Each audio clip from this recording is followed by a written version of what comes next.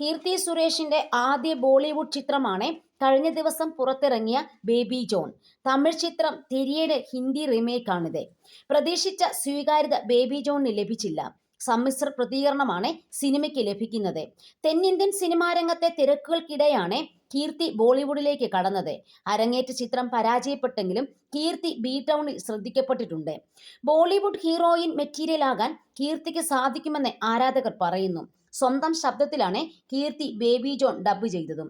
ചിത്രത്തിനു വേണ്ടി ഗ്ലാമറസായി അഭിനയിക്കാനും കീർത്തി തയ്യാറായി.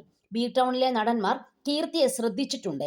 ഇതേക്കുറിച്ച് വരുൺ ധവാൻ പറഞ്ഞ വാക്കുകളാണ് ഇപ്പോൾ ശ്രദ്ധ നേടുന്നത്. ബേബി ജോൺ ഷൂട്ടിനിടെയാണ് കാമുകൻ ആന്റണി തട്ടിലിനെ വിവാഹം ചെയ്യാൻ കീർത്തി തീരുമാനിച്ചതെന്ന് നടൻ പറയുന്നു. മുംബൈയിൽ ഷൂട്ട് ചെയ്യുമ്പോൾ ഒരുപാട് ഹീറോകൾ കീർത്തിയെക്കുറിച്ച് ചോദിച്ച് വരുൺ ധവാന് മെസ്സേജ് അയക്കുമായിരുന്നു. ഇതാ അവളുടെ നമ്പർ എന്ന് പറയാൻ എനിക്കാവില്ലായിരുന്നു. കീർത്തിയുടെ കാര്യത്തിൽ ശ്രദ്ധ നൽകേണ്ടത് തന്റെ ഉത്തരവാദിത്തമായിരുന്നെന്നും വരുൺ ധവാൻ പറഞ്ഞു. ആന്റണി തട്ടിലുമായുള്ള പ്രണയം സ്വകാര്യമായി സൂക്ഷിച്ചതിനെക്കുറിച്ച് കീർത്തി സുരേഷും സംസാരിച്ചു. കീർത്തിയുമായി ഏറെ അടുപ്പമുള്ളവർക്ക് അറിയാമായിരുന്നു തനിക്ക് ഒരു പ്രണയം ഉണ്ടായിരുന്നു എന്നത്. വരുണിനെ എന്നെ പരിചയപ്പെട്ടത് മുതൽ അറിയാം. ബന്ധം സ്വകാര്യമായി സൂക്ഷിക്കാനാണ് താനും ആന്റണിയും ശ്രമിച്ചിരുന്നതെന്നും കീർത്തി സുരേഷ് പറയുന്നു.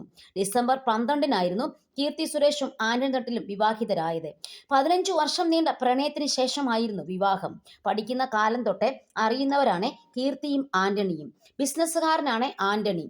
കീർത്തി പ്രണയത്തിലാണെന്ന് പലതവണ ഗോസിപ്പുകൾ വന്നെങ്കിലും അന്നൊന്നും ആന്റണി തട്ടിലിന്റെ പേര് വന്നിരുന്നില്ല.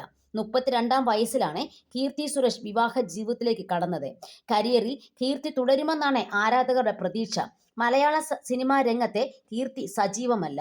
വാശിയാണ് ഒടുവിൽ പുറത്തിറങ്ങിയ മലയാള സിനിമ. ഗീതാഞ്ജലി എന്ന പ്രിയദർശൻ ചിത്രത്തിലൂടെയാണ് കീർത്തി അഭിനയ രംഗത്തേക്ക് കടന്നു വന്നത്. നടി മേനകയുടെയും നിർമ്മാതാവ് ജി സുരേഷ് കുമാറിന്റെയും മകളാണ് കീർത്തി സുരേഷ്.